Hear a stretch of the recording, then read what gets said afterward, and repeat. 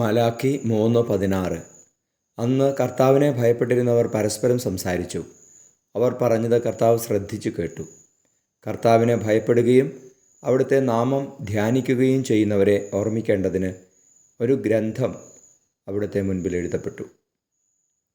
പരിശുദ്ധ പരമദിവ്യകാരുണ്യ ഈശോയ്ക്ക് നേരവും ആരാധനയും സ്തുതിയും പുകഴ്ചയും ഉണ്ടായിരിക്കട്ടെ.